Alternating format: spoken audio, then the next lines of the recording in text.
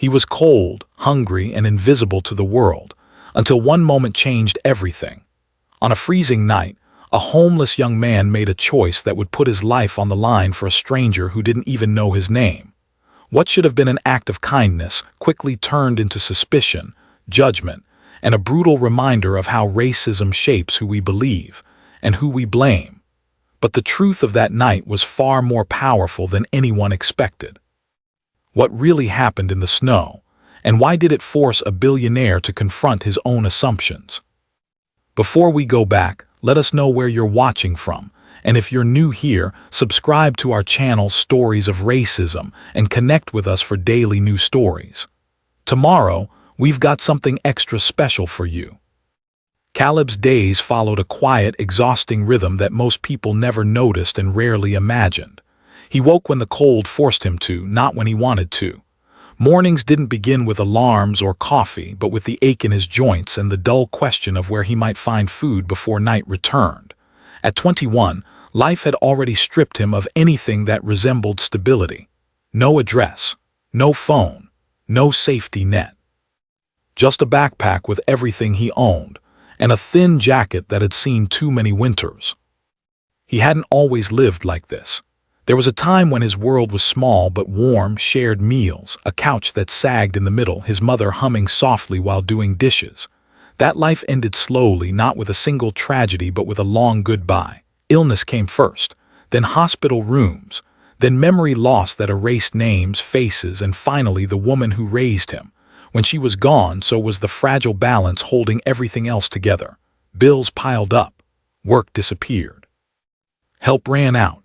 And one quiet day, Caleb found himself on the street with nowhere left to fall. Homelessness taught him lessons fast. Don't draw attention. Don't ask questions. Don't expect kindness. He learned which neighborhoods meant trouble, which parks stayed quiet after dark, which security guards would look the other way if you didn't make eye contact. He learned how people saw him before he ever spoke. A young black man, worn clothes, tired eyes. To some, that meant danger. To others, it meant guilt before proof. Survival meant staying invisible. That night was supposed to be like all the others. The city was wrapped in winter, snow drifting under streetlights, the air sharp enough to burn with every breath. Caleb found a bench in a park he knew well, one close enough to light but far enough from attention. He pulled his hood tighter and waited, counting time by the numbness creeping into his fingers. Hunger sat heavy in his stomach, but he'd learned to ignore it. Pain, cold, and loneliness had become background noise. Around him, the city moved without him. Cars passed in the distance. Windows glowed warm in buildings he'd never enter. Somewhere, people complained about the weather while sipping hot drinks. Caleb stayed still, conserving energy, reminding himself of one rule that kept him alive: just make it to morning. He didn't know anyone else was out there. What he didn't know was that just a few miles away, a woman had walked out into the night confused and alone, her memory fractured, her sense of direction gone. He didn't know that two lives moving in opposite directions were about to collide in the worst possible conditions. And he certainly didn't know that when they did, the world would judge him not by his actions, but by how he looked standing beside her. Caleb believed the hardest part of his life had already passed. Losing his mother, losing his home, learning how quickly people stop seeing you when you fall. He thought survival meant keeping your head down and your heart guarded. He thought kindness was a risk he could no longer afford. But before the night was over, he would be forced to choose between protecting himself and doing what felt right. And that choice, made in the cold, with no witnesses and no guarantees, would pull him into a story about race, assumptions, and how quickly compassion can be twisted into suspicion. He was just trying to survive the night. He had no idea the night was about to test everything he still believed about being human. The park had a way of making time feel slower, heavier. Snow settled on the empty benches, on the dark paths that curved out of sight, on Caleb's shoulders where the thin fabric of his jacket offered little resistance. He shifted his weight now and then, not for comfort, there was none, but to keep himself awake. Sleep in the cold was dangerous. He knew that. He'd seen it before. people who closed their eyes just to rest and never opened them again. Caleb kept his gaze low, watching the ground, listening. Survival meant awareness. Footsteps could mean trouble. Sirens could mean being told to move, even when you had nowhere else to go. Most nights, no one noticed him at all, and that was usually a relief. Being unseen was safer than being misunderstood. He thought about his mother in moments like this, about how she used to worry when he stayed out late, how she'd insist on waiting up just to hear the door open. Even when her memory began to fail, even when she forgot dates and names, she never forgot how to care. That was the cruelest part of losing her, not just the absence, but the way the world felt colder without someone who saw him as worthy of love without conditions. The wind picked up, pushing snow across the pavement in thin, restless lines. Caleb tucked his hands under his arms, breathing slowly, counting each breath. He told himself he'd survived worse nights. He told himself this was temporary, that morning would come like it always did. Those small lies were sometimes the only thing that kept him upright. That was when the silence shifted. At first it was so subtle he almost missed it, a faint sound that didn't belong to the wind or the distant traffic. Then it came again. Movement. A presence. Caleb's body tensed before his mind caught up. Instinct told him to stand, to put distance between himself and whoever was out there. Another rule of the street: you never let someone surprise you. He looked up. Out of the darkness beyond the reach of the streetlight, a figure moved slowly, unsteadily, as if the night itself was pushing against her. She didn't look like the kind of person who belonged in a park this late, in weather like this. And yet she was there, walking toward him, calling out a name he didn't recognize. In that moment, Caleb didn't think about racism or assumptions or how the story might look to anyone else. He didn't think about what people might believe if they saw him sitting there with her. He only knew that something was wrong, and that whatever was about to happen would pull him out of invisibility and into a spotlight he'd spent his life trying to avoid. The night was no longer quiet, and Caleb's ordinary fight to survive was about to become something much more complicated, much more dangerous than he could have imagined. The moment the woman reached him, everything shifted. She stepped into the weak circle of light cast by the street lamp, and Caleb could see how badly she was shaking. Snow clung to her hair and lashes. Her clothes were thin, completely wrong for the weather, and her face carried a look he recognized immediately, not fear exactly, but confusion layered with desperation. The kind of confusion that meant the world no longer made sense. She said a name again, not his. She said it like it mattered more than anything. Before Caleb could step back or even speak, she closed the distance between them and clutched his jacket with both hands. Her grip was weak but frantic, like she was afraid he might disappear if she let go. The contact sent a jolt through him, not because of danger but because he knew how this looked.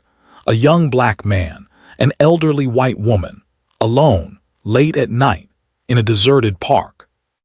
Every instinct he had screamed at him to pull away. But then he felt how cold she was. Not just cold, dangerously cold. Her skin felt like ice through the fabric of his jacket, colder than his own hands, colder than the night itself. She was mumbling now, her words tangled, her knees unsteady. This wasn't a trick. This wasn't a setup. This was a woman who shouldn't have been out here at all. Caleb caught her as she swayed, holding her upright more out of reflex than decision. His heart pounded, not with fear for himself, but with the sudden weight of responsibility pressing down on him. He looked around the park. Empty paths. Snow falling heavier now. No one watching. No one coming. He tried to speak calmly, gently, the way he used to when his own mother got confused near the end. He told her she was safe. He asked her name.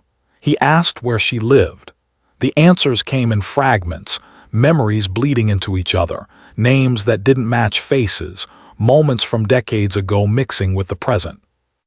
And then she sagged against him. That was the moment Caleb knew there was no walking away. He eased her onto the bench, wrapping his arms around her shoulders to keep her from slipping sideways. He used his own body to block the wind, though it cost him precious warmth. He could feel his strength draining faster now. Hunger and cold had already pushed him close to the edge. This tipped the balance. She stopped shivering. Caleb had seen that before. He knew what it meant.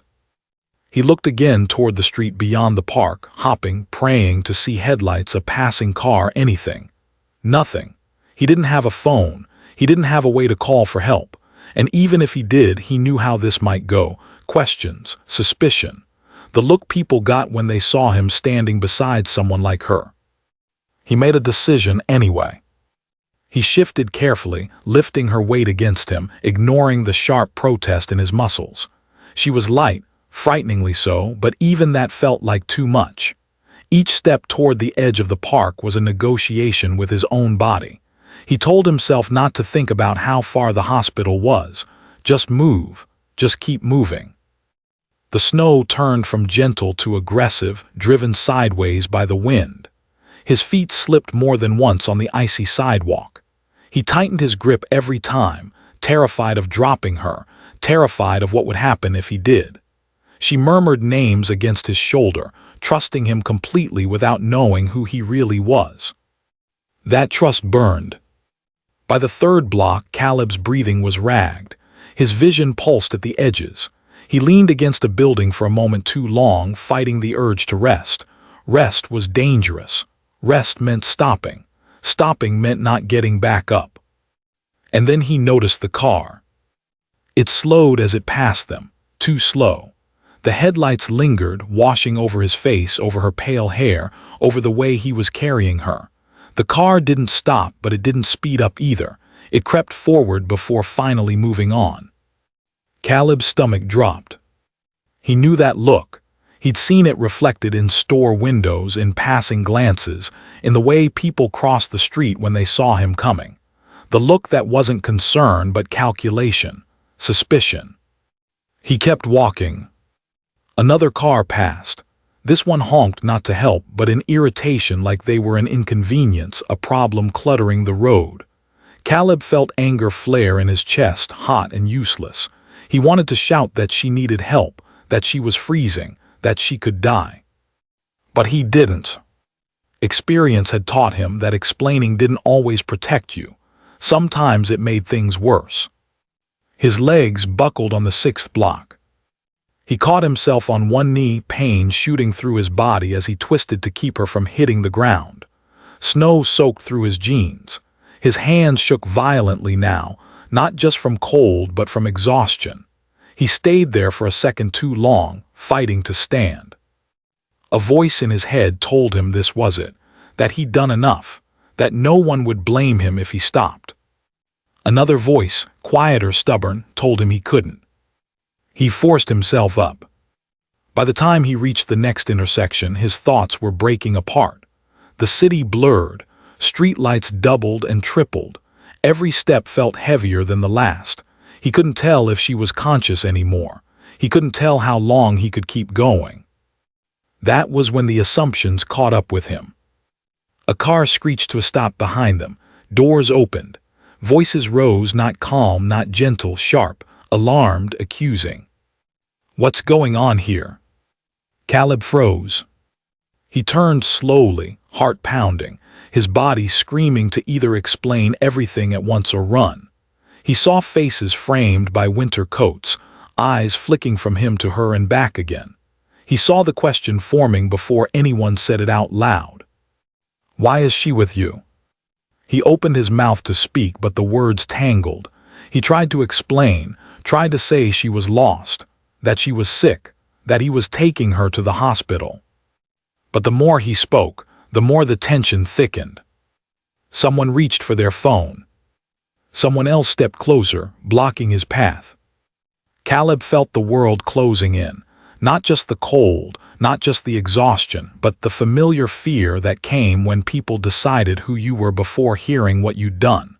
He could see it in their faces, the way doubt hardened into certainty. In that moment, carrying a freezing woman through a snowstorm didn't make him a hero. It made him a suspect. And as the sirens began to wail somewhere in the distance, Caleb realized the hardest part of the night might not be surviving the cold, but surviving what people were about to believe about him.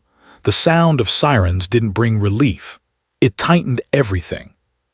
Caleb stood frozen beneath the streetlight, the woman's weight heavy against his chest, her head resting limply near his shoulder. Snow gathered in the folds of his jacket, melted, then froze again. The people who had stopped formed a loose half-circle around him, not close enough to help, not far enough to leave. Their eyes moved constantly, measuring, judging, searching for a story that made sense to them. And the story they were building didn't include kindness. Questions came fast, overlapping, sharp-edged. Where did you find her? Why is she with you? What did you do to her? Caleb tried to answer, but every word felt like it landed wrong. His voice shook from cold and exhaustion, and instead of sounding honest, it sounded weak, uncertain, suspicious. The woman stirred slightly, murmuring a name again, clinging to his jacket with trembling fingers. Caleb adjusted his grip instinctively, careful, protective. That simple movement caused a visible reaction. Someone gasped. Someone took a step back. Another person raised their phone higher, the camera lens pointed straight at him. Caleb felt the familiar burn of fear crawl up his spine. He knew this feeling, the knowledge that no matter what he said next, it might not matter, that in moments like this, explanations came second to appearances. And his appearance, thin, tired, black, homeless, was already telling a story people thought they understood. The police car pulled up fast, tires crunching against the icy road. Red and blue lights spilled across the snow, across the woman's pale face, across Caleb's shaking hands. The officer stepped out slowly, hand resting near his belt, eyes locked on Caleb from the moment he emerged. "Put her down," the officer said. Caleb hesitated, not out of defiance, but because putting her down felt wrong. She was barely conscious. The cold was stealing her breath. He tried to explain again, more urgently now. He said she needed a hospital. He said she was freezing. He said he'd been walking her there. The officer didn't move closer. He repeated the command, louder this time. Caleb lowered her carefully to the sidewalk, kneeling beside her, shielding her head from the ice with his arm. The officer's eyes followed every movement, sharp and suspicious. Another patrol car arrived, then another. The crowd grew. Someone whispered something about theft. Someone else mentioned kidnapping. The words floated in the air, ugly and unearned, but powerful. Caleb felt them land like weights on his chest. He looked down at the woman, hoping she'd wake up, hoping she'd say something, anything, that would explain why she trusted him. But she didn't. Her eyes fluttered briefly, unfocused, then closed again. The officer called for medical assistance, but the tone was procedural, distant. Caleb watched as gloves snapped on, as questions were asked about him before they were asked about her. He noticed the way one officer stood slightly in front of another, blocking him from the woman, as if he were the threat. His legs finally gave out. Caleb sat back on the snow, dizzy, his body shaking uncontrollably now. He wrapped his arms around himself, partly to conserve warmth, partly because it was the only thing keeping him upright. He felt smaller by the second, not just physically, but in the way the situation swallowed his voice. An ambulance arrived, lights flashing. Paramedics rushed forward, kneeling beside the woman, checking her pulse, her breathing. Their expressions changed as soon as they touched her skin. One of them swore softly under their breath, hypothermia, severe. They worked quickly, efficiently, lifting her onto a stretcher, covering her in heated blankets. For the first time since the crowd had formed, someone spoke with urgency, not at Caleb but about her. And still, no one spoke to him with that same concern. As the stretcher was wheeled toward the ambulance, one of the officers turned to Caleb, asked for his name, asked for identification, asked where he'd been staying. The questions came one after another, each one carrying an unspoken accusation. Caleb answered as best he could. He told the truth. He said he didn't have ID. He said he didn't have an address. He said he'd been in the park when he found her. He watched the officer's expression harden with each response. In the reflection of the ambulance doors, Caleb caught a glimpse of himself. Hollow eyes, snow in his hair, hands red and cracked from the cold. He looked exactly like the version of himself people were afraid of. The ambulance doors closed. For a split second, panic surged through him, not for himself but for her. He pushed himself to his feet, stepping forward instinctively, needing to know where they were taking her if she'd be okay. A hand shot out and stopped him. "Stay right there."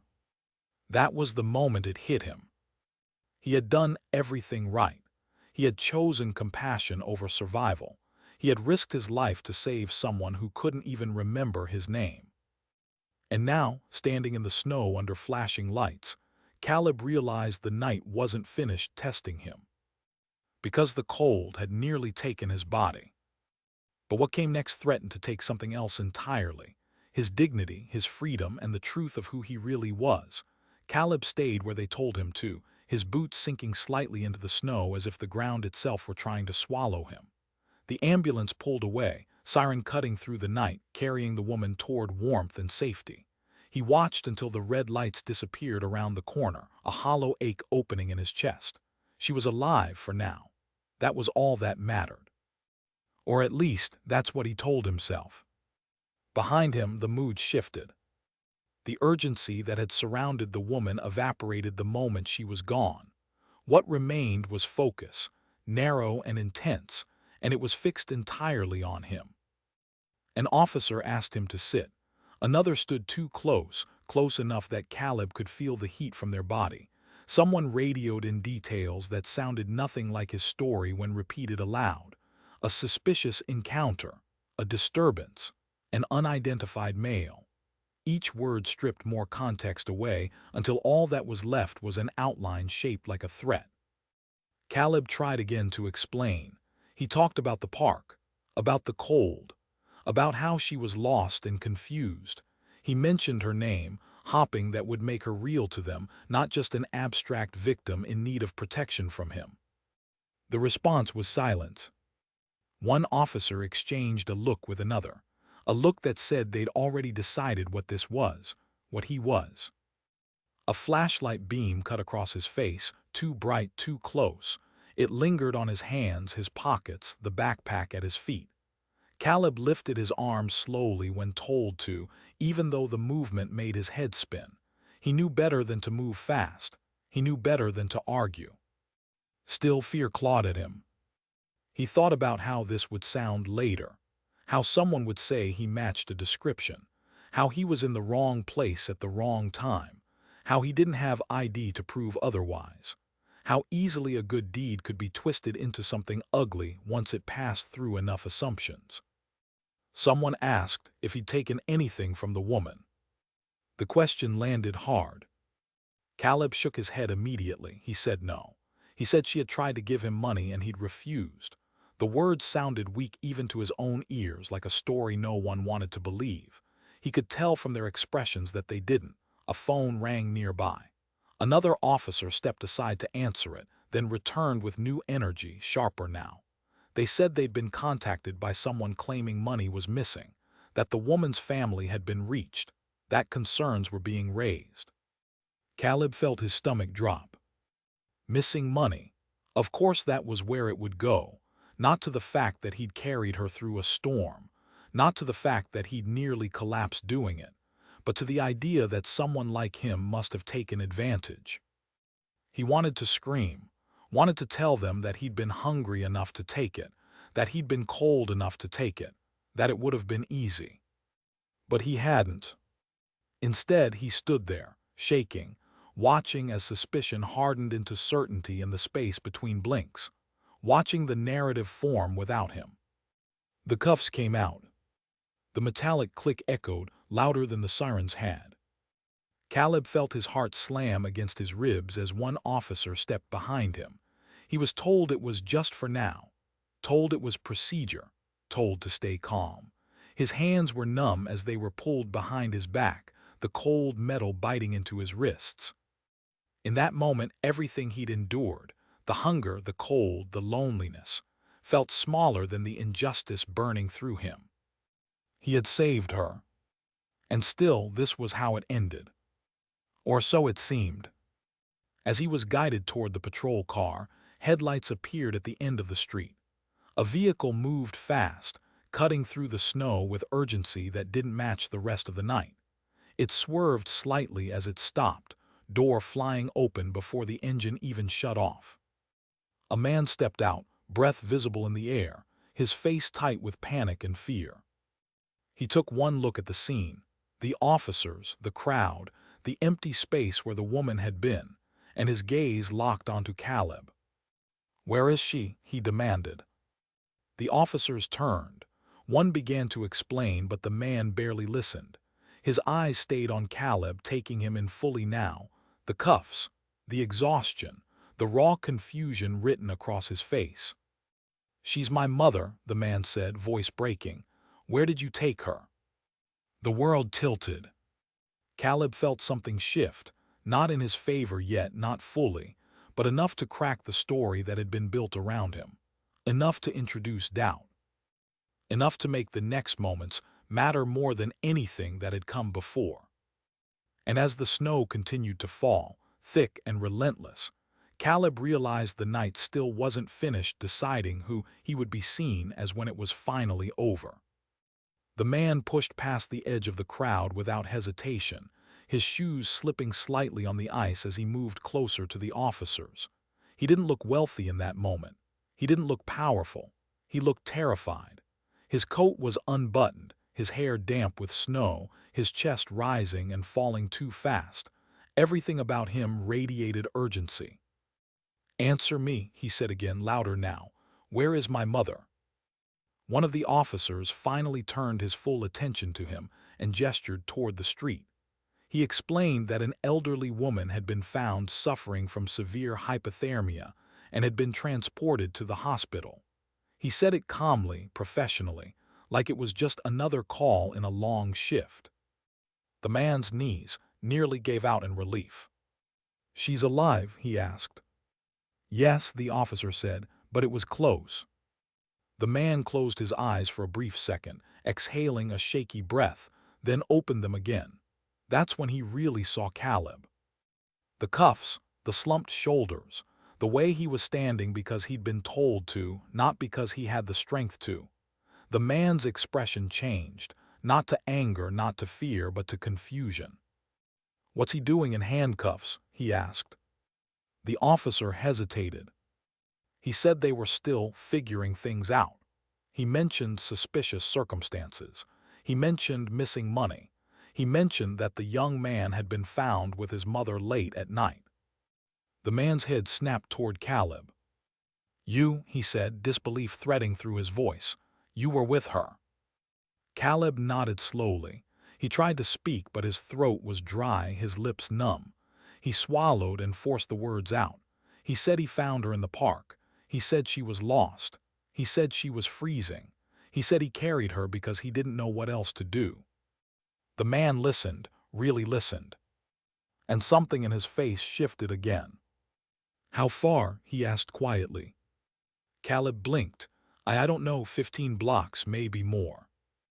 The crowd murmured. A few heads turned. A few phones lowered slightly. The man stared at Caleb like he was trying to reconcile two completely different images, the threat he'd been warned about and the exhausted young man standing in front of him now. He noticed the way Caleb's hands were trembling, even in cuffs, the way his lips were tinged blue, the way his eyes kept drifting, fighting to stay focused. "You carried her," the man said slowly, "in this weather." Caleb nodded again. There was a long pause. Then the man turned back to the officers. "Why exactly is he restrained?" The officer repeated the explanation, but it sounded thinner this time, less certain, less convincing. "My mother has Alzheimer," the man said, his voice tight with emotion. "She gets confused. She wanders. She mistakes people for family. If this young man found her and brought her help, then you should be thanking him." No one responded immediately. The snow kept falling. The wind howled down the street, rattling signs and pushing flakes into every exposed inch of skin. Caleb felt lightheaded. He swayed slightly, and one of the officers reached out instinctively to steady him. The man noticed. "Has anyone checked him?" he asked sharply. "He looks like he's about to collapse." That question landed differently. A paramedic who had stayed behind stepped forward, took one look at Caleb and frowned. He checked his pulse, his temperature. His expression mirrored the one he'd had when he touched the woman earlier. "This kid's in bad shape," he said. "Hypothermia, malnutrition. He needs a hospital too." The man's jaw tightened. "You put him in handcuffs instead," he said quietly. The officer avoided his gaze. The cuffs were removed a moment later. The cold air hit Caleb's wrists where the metal had been, sending a sharp wave of sensation through him. He barely registered it. His legs gave out as soon as the pressure was gone, and he sank to the curb, breathing hard, his head spinning. The man crouched down in front of him. "What's your name?" he asked.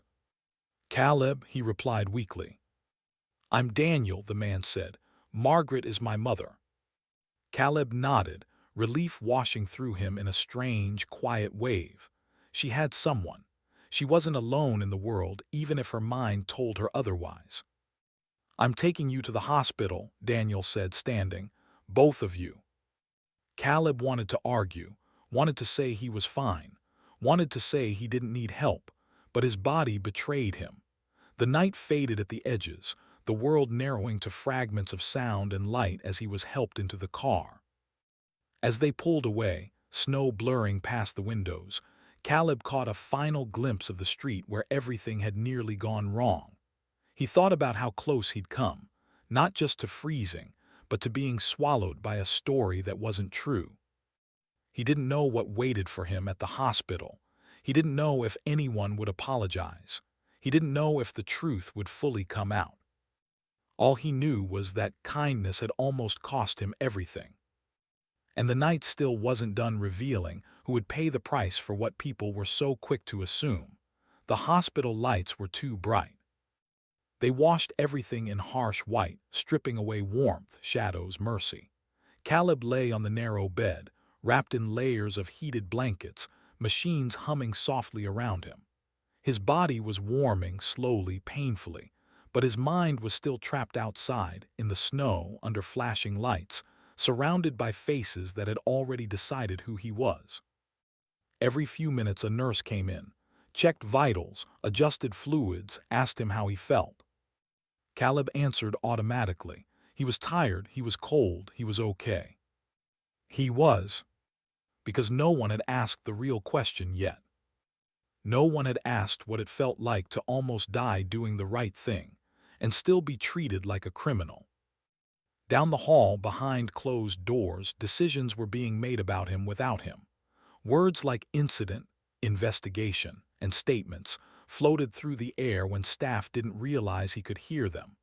A police officer stood outside his room, not guarding him exactly, but not leaving either. Caleb stared at the ceiling, counting the cracks, trying to stay awake. Sleep felt dangerous now, not because of the cold, but because he was afraid of what might happen while his eyes were closed. He had seen this before. People like him didn't get the benefit of confusion, or grace, or time. They got assumptions. The door opened again. This time it wasn't a nurse. It was Daniel. He stood in the doorway for a moment, as if unsure whether he was allowed to be there. His coat was gone now, his expensive clothes wrinkled, his face drawn tight with exhaustion and something heavier, guilt. He stepped inside quietly and closed the door behind him. Caleb turned his head slightly. "She okay?" he asked hoarsely. Daniel nodded. "She's stable, still critical, but she's alive." Relief washed across Caleb's face so quickly it almost hurt. His eyes closed for just a second. "That's good," he murmured. "That's all that matters." Daniel swallowed hard. "No," he said quietly, "it's not." Caleb opened his eyes again, confused. What do you mean? Daniel pulled a chair close to the bed and sat down, leaning forward, elbows on his knees. For the first time since they'd met, he really looked at Caleb, not as part of a situation, not as a problem to be solved, but as a person. And what he saw unsettled him. Caleb looked young, too young. His cheekbones were sharp, his frame thin to the point of fragility. His hands, resting on the blanket, were cracked and swollen from the cold. This was not someone who had power over anyone. This was someone who had been surviving. "I need to tell you something," Daniel said, "and I need you to hear it before anyone else twists it." Caleb's chest tightened. Daniel took a breath. "There's an accusation." The word landed like a punch. "Someone claims money is missing from my mother's purse," Daniel continued, "and they're saying you took it." Caleb stared at him. For a moment the room felt unreal, like everything was happening underwater. Then the anger came, sharp and sudden, cutting through the exhaustion. "I didn't," Caleb said immediately, his voice cracked. "She tried to give me money. I put it back, I swear." "I know," Daniel said quickly. "I believe you." Caleb laughed once, a short, bitter sound. "That's not enough," he said. "Believing me isn't enough." Daniel didn't argue, because he knew Caleb was right.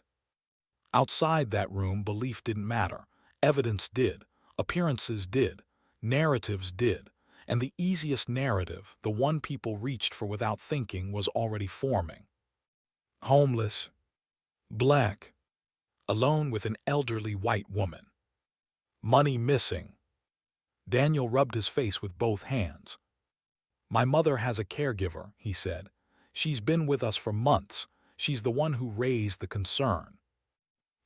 Caleb's stomach dropped. "So she thinks it was me," he said flatly.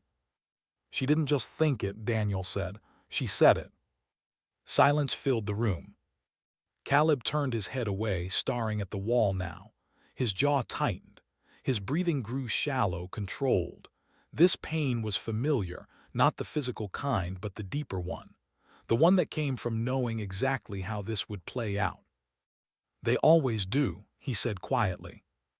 Daniel looked up. "What?" "They always pick someone like me," Caleb said. "Because it's easy, because no one fights for us, because even when we tell the truth, it sounds like an excuse." Daniel felt something inside him crack. "I'm not letting that happen," he said firmly.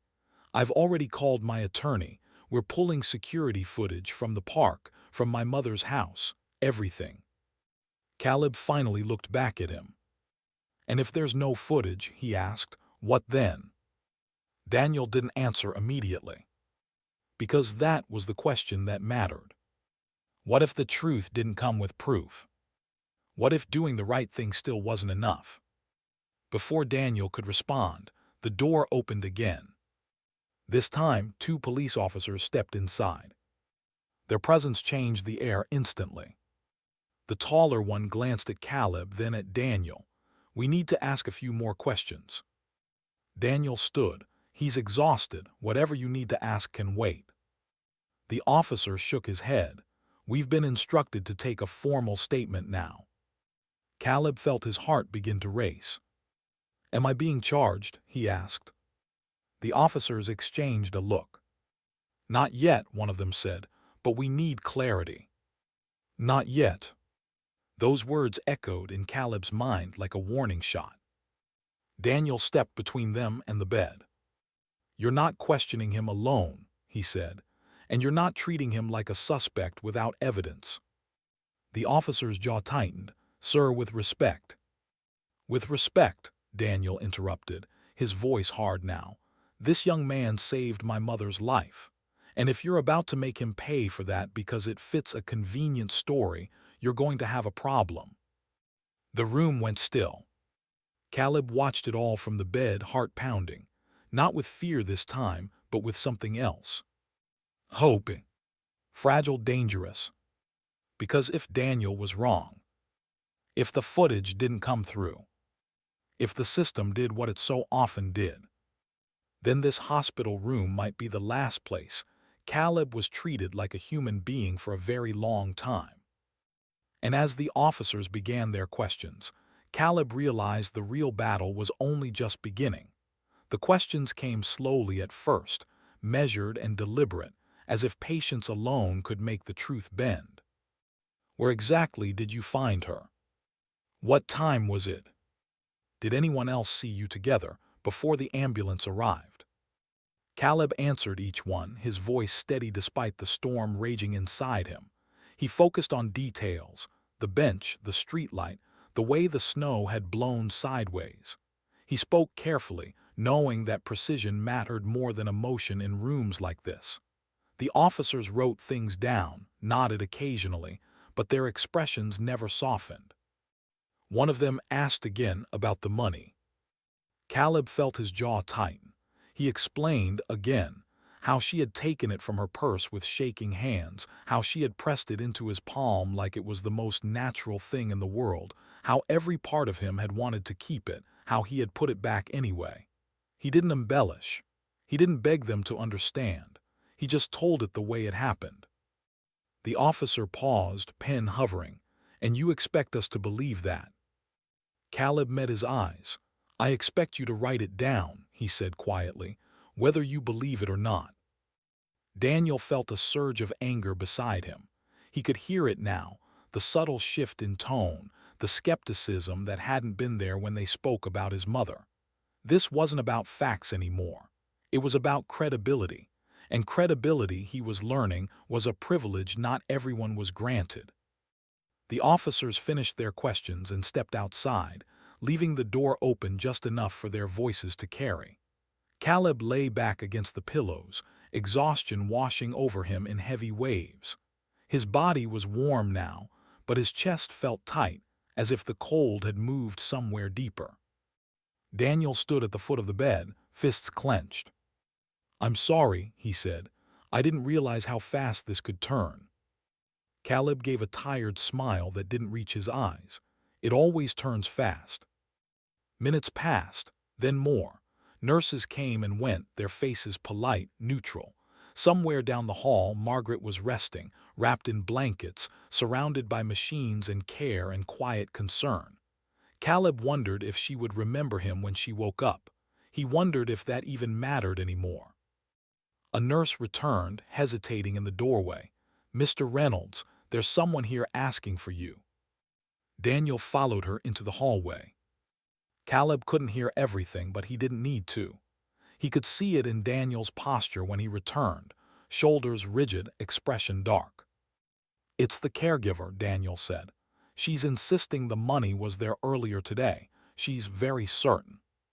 Caleb closed his eyes. "Of course she was."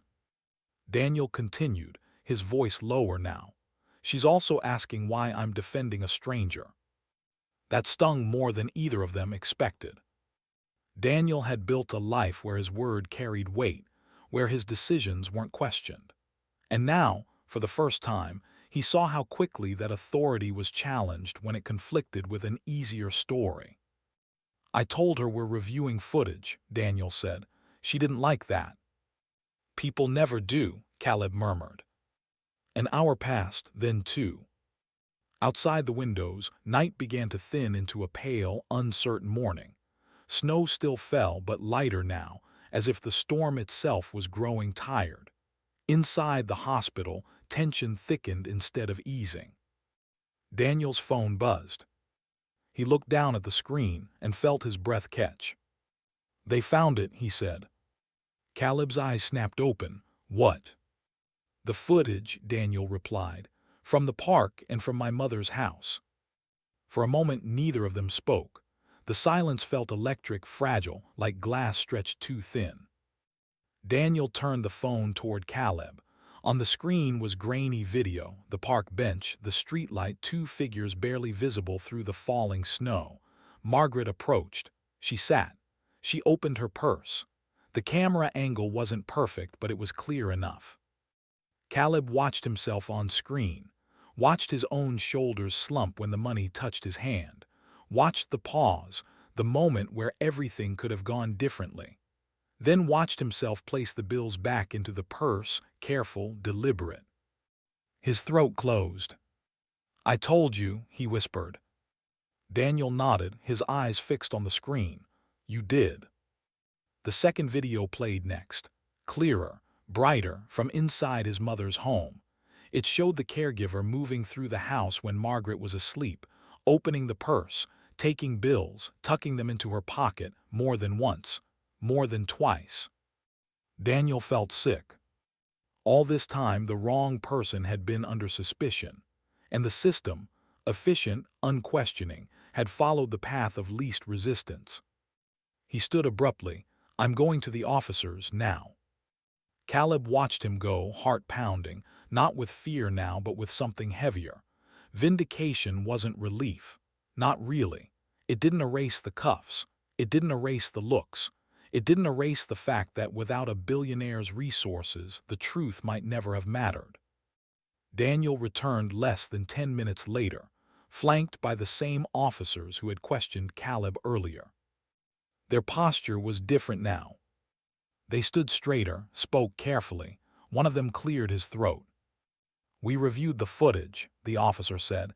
"You were truthful in your statement." Caleb said nothing. "We'd like to formally apologize for the distress caused," the officer continued, words practiced, contained. "You are not a suspect in this matter." Not a suspect. The phrase felt small compared to everything it had taken to get there. "And the caregiver?" Daniel asked. "She's being detained for questioning," the officer replied. "Charges are likely." Daniel nodded. "Good." The officers left. Caleb stared at the ceiling again, chest rising and falling unevenly. He expected to feel triumphant. Instead, he felt empty. "They believed you," Daniel said gently. Caleb turned his head. "They believed the video." Daniel didn't argue, because that too was the truth. Caleb closed his eyes. For a long moment he didn't speak. When he finally did, his voice was quiet but steady. "If you hadn't shown up," he said, "if you hadn't pushed, this would have ended differently." Daniel felt the weight of that settle over him. "I know." "And if there was no footage," Caleb continued, "or if the camera angle was wrong, I'd be gone." "Yes," Daniel said, "you would have been." The honesty hurt, but it mattered. They sat there in silence, the storm finally breaking outside, daylight creeping in through the windows. Somewhere down the hall, Margaret stirred, alive because a stranger had chosen compassion over self-preservation. And Caleb realized something then. The night hadn't just exposed prejudice. It had exposed how thin the line was between justice and injustice, and how easily that line shifted depending on who was standing on it. But the story still wasn't finished, because proving innocence was only one battle. What came next would decide whether the truth actually changed anything at all. Morning arrived quietly, almost apologetically. The storm that had terrorized the city all night faded into a soft gray dawn, as if nothing extraordinary had happened. Snow rested peacefully on rooftops and sidewalks, innocent and clean, erasing the chaos it had caused. But inside the hospital, the damage of the night lingered, heavy, unresolved, impossible to ignore. Caleb sat up slowly as a nurse adjusted his IV. His body felt foreign now, heavy, weak, alive in a way that still surprised him. He should have felt relief, gratitude, safety. Instead, he felt exposed. Because even with the truth confirmed, even with footage and apologies, something had already been taken from him. Something that couldn't be logged in a report or returned with a quiet sorry. Daniel stood near the window, phone pressed to his ear, speaking in low, controlled tones. Lawyers, statements, media inquiries. Everything was moving fast now, too fast. The same system that had nearly swallowed Caleb whole was suddenly eager to correct itself, eager to be seen doing the right thing. That urgency felt hollow. Daniel ended the call and turned back to Caleb. "They want to release a statement," he said, "about what really happened, about you." Caleb looked at him. They didn't want my story before. Daniel nodded. I know. That's the part that scares me, Caleb said quietly. How fast the truth matters once the right people are listening. Daniel didn't have an answer. He sat down heavily in the chair beside the bed, the weight of the night finally crashing down on him. He had spent years believing that fairness was automatic, that justice worked as long as you followed the rules. He saw now how naive that belief had been.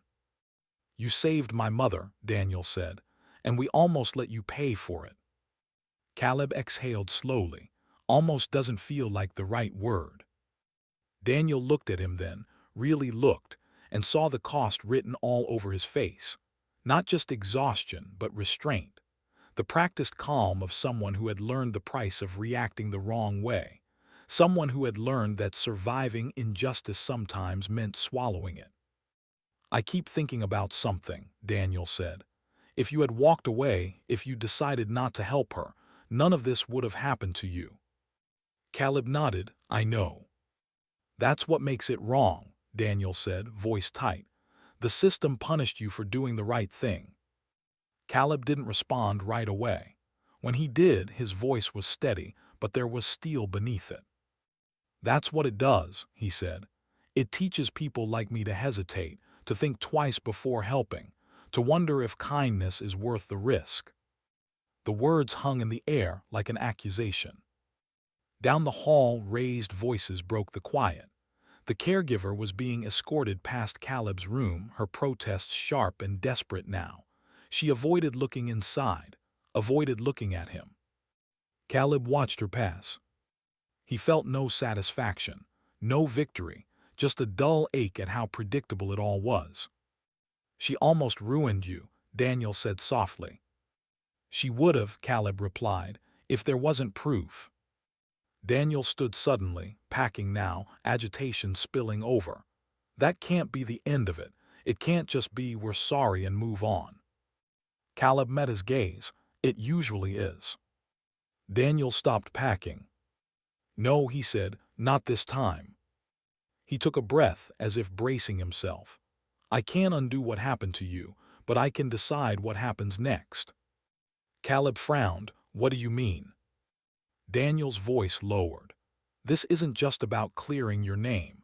This is about what almost happened, and how easily it could happen again to someone else who doesn't get lucky. Lucky. The word stung. Daniel continued. I have resources, influence, a platform people listen to, and I've been using it for the wrong things. I want to use it for this. Caleb felt a flicker of something dangerous, hope. I don't want to be a symbol, he said quickly. I don't want to be paraded around as a feel-good story. Daniel nodded. Then don't be the truth. Silence settled between them again. Somewhere nearby, Margaret's laughter floated faintly down the hall, confused but alive. A reminder of why any of this mattered. Caleb closed his eyes for a moment, thinking about the park, the snow, the cuffs biting into his wrists, the certainty in strangers' eyes that he was guilty of something he hadn't done. He opened his eyes again. If this helps someone else, he said slowly, if it stops this from happening again, even once, then maybe it's worth it. Daniel let out a breath he hadn't realized he was holding. Outside the window, sunlight finally broke through the clouds, glinting off the snow, harsh and beautiful and unforgiving. The night had done its worst. The truth had survived. But the real question still loomed, one that no footage could answer and no apology could erase. Would this moment become another story people consumed and forgot? Or would it finally force them to see how close injustice always is? Waiting for the next person who dares to do the right thing. The hospital room felt different once the sun was fully up. Daylight softened the edges of everything, the machines, the walls, even the memories of the night before. Nurses moved with quieter confidence now, voices lowered. The crisis had passed, at least on the surface. But for Caleb, nothing felt settled. Not yet. He was discharged later that afternoon with a stack of papers, a borrowed coat, and instructions to rest. Rest felt like a strange concept. For years, survival had been his only rhythm. Rest implied safety. Rest implied trust. Neither came easily. Daniel insisted on driving him. The car was warm, silent except for the soft hum of the engine. As the city passed by the windows, Caleb watched people go about their ordinary lives, walking dogs, carrying coffee, complaining about the snow that had nearly killed 2 people the night before. The world had already moved on. That realization sat heavy in his chest. They stopped first at the hospital entrance to check on Margaret one more time. She was awake, lucid for the moment, sipping tea under heavy blankets. When she saw Caleb, her face brightened with a familiar warmth that made his throat tighten. "You came back," she said softly. "Yes, ma'am," he replied. She reached for his hand and squeezed it gently. "You were very kind to me." Caleb nodded, unable to speak. She wouldn't remember this tomorrow, or the next day, but right now she saw him, and for once that felt like enough. When they stepped back into the hallway, Daniel stopped walking. "I don't want you going back out there," he said quietly. Caleb already knew what he meant. Back to benches, back to doorways, back to invisibility. "I don't want charity," Caleb replied, the words automatic, defensive. "I'm not offering charity," Daniel said. "I'm offering time, space, choice." He explained slowly. A small guest house on his property. Private. No obligations. No cameras. No conditions. A place to recover, to breathe, to decide what came next without the pressure of survival forcing every decision. Caleb didn't answer right away. Accepting help had always come with strings, with judgment, with a reminder that it could be taken away at any moment. But this was different, not because of the house or the money, but because Daniel hadn't assumed he needed saving. He had asked. "I'll think about it," Caleb said. That night, for the first time in over a year, Caleb slept in a real bed. And still, he didn't sleep well. The next days unfolded slowly, cautiously. Caleb moved through the guest house like someone waiting to be told they didn't belong. He kept his backpack packed, ate lightly, listened for footsteps that never came. Trauma had its own memory, and his body hadn't caught up with the truth yet. News spread quietly at first. A local article, then another, footage released, headlines that framed the story as redemption, as inspiration, as proof that kindness still existed. Some praised Caleb as a hero, others questioned why he'd been suspected at all. The comments were harder. Caleb didn't read them at first. Daniel warned him not to.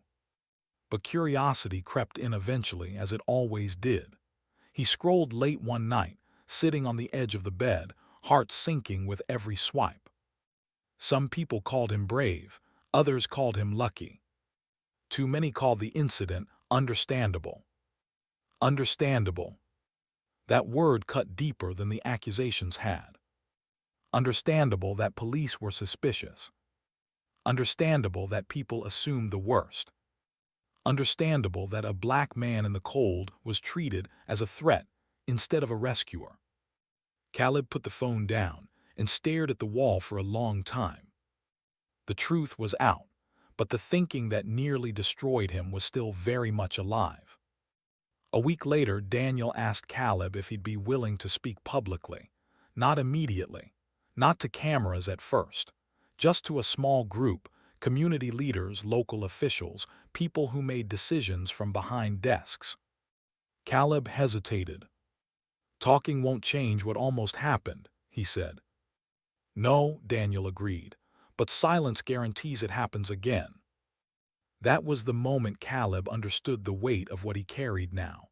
Not an obligation, but an opportunity. The chance to say out loud what so many people were forced to swallow quietly. When he finally stood in that room, facing people who had never worried about surviving a winter night, his hands shook. He didn't yell, he didn't accuse. He told them what it felt like to be cold enough to stop feeling pain, what it felt like to choose kindness anyway, what it felt like to watch suspicion grow simply because of who he was. He told them how close the system had come to destroying him, and how easily it would do it again to someone without proof, without connections, without a billionaire willing to stand in the way. The room was silent when he finished. Some people looked away, others cried. A few shifted uncomfortably, already preparing to forget. Caleb knew not everyone would change, but some would. And sometimes some was enough to start something bigger than fear. Change did not arrive all at once. It never does. It came in fragments, quiet conversations, uncomfortable meetings, promises that sounded sincere and others that sounded practiced. After Caleb spoke, people shook his hand and thanked him for his bravery, a word that made him uneasy. He hadn't felt brave that night. He felt trapped between doing what was right and doing what was safe. And in this country, those two things were not always the same for someone who looked like him. Still, something had shifted. A city council member asked questions that hadn't been asked before. A police captain requested a review of protocols involving so-called suspicious encounters. A local advocacy group reached out, asking if Caleb would be willing to work with them, not as a symbol, but as a voice shaped by lived experience.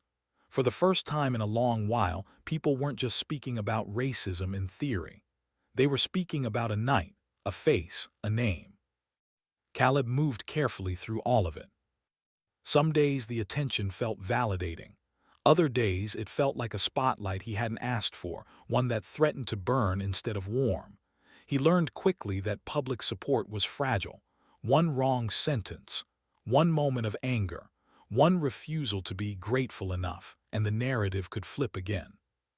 That knowledge stayed with him like a shadow. Daniel watched this with growing awareness and shame.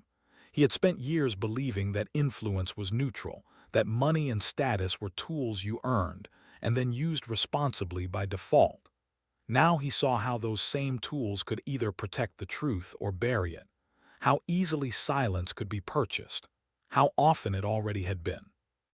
He began changing his life in ways that startled people who thought they knew him.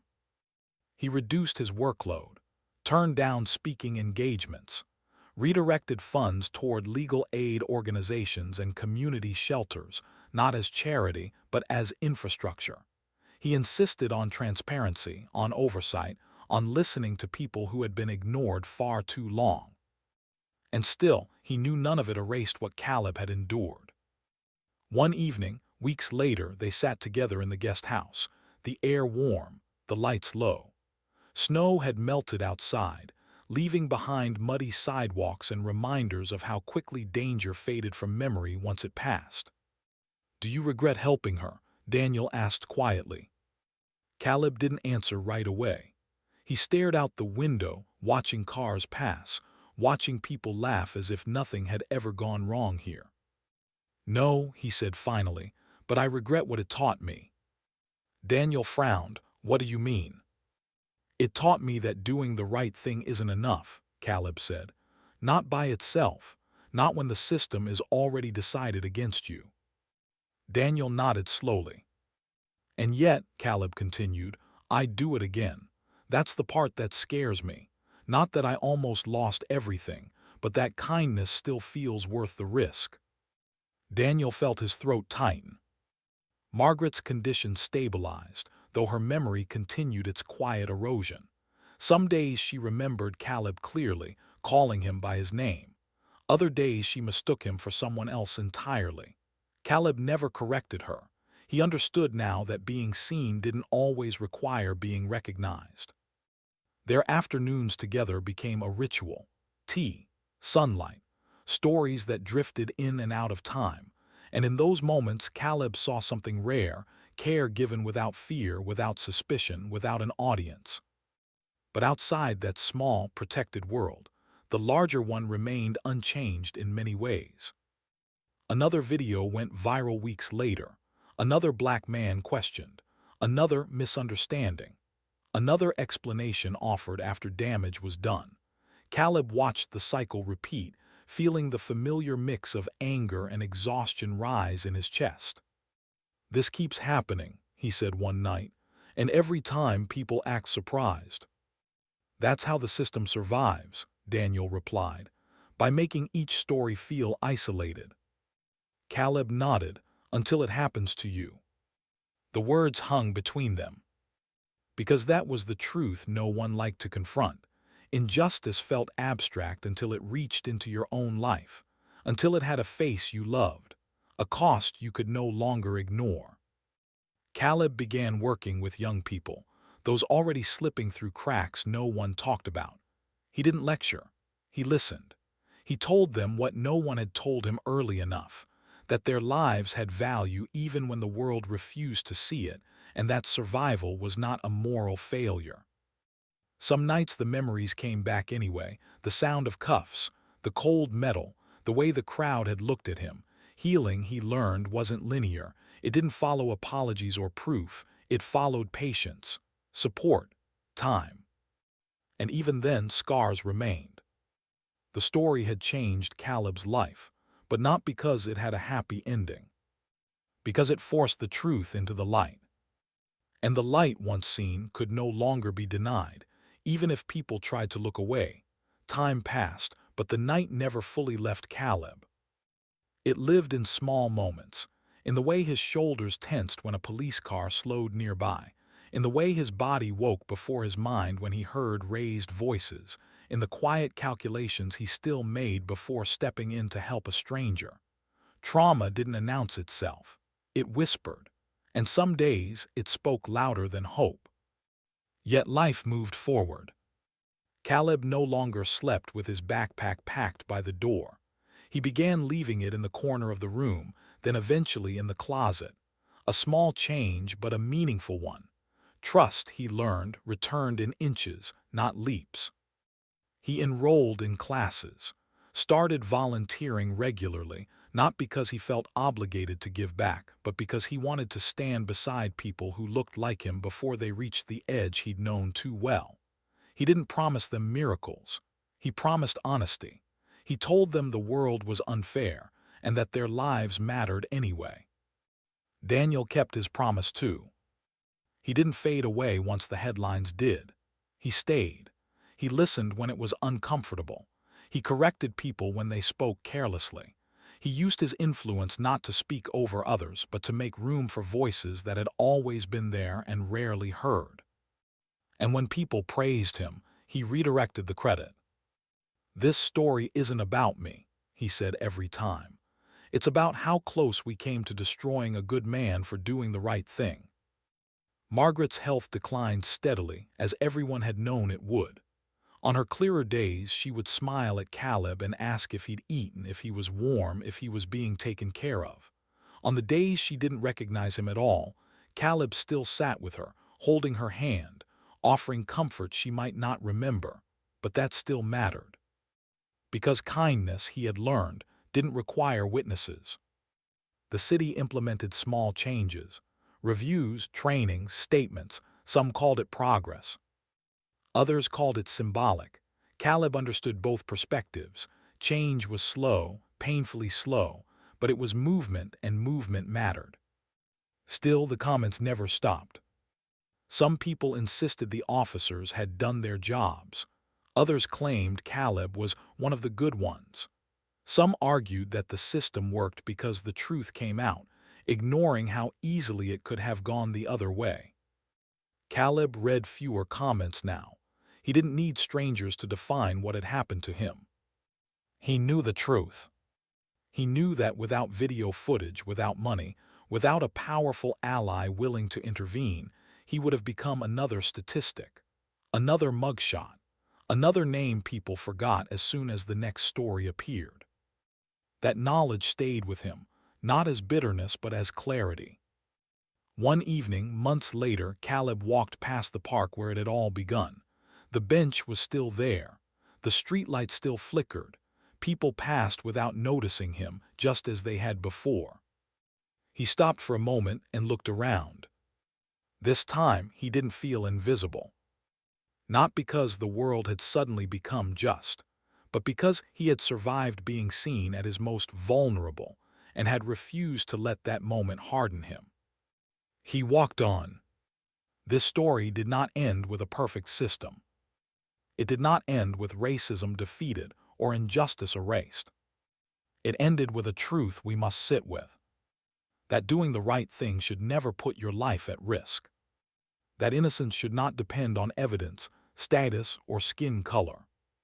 That kindness should not require proof to be believed. And yet, every day, people are forced to make that same choice Caleb made, between safety and humanity. The question is not whether this story was inspiring. The question is this: if you were there that night, would you have seen a threat? Or would you have seen a human being? And more importantly, what will you choose the next time it matters?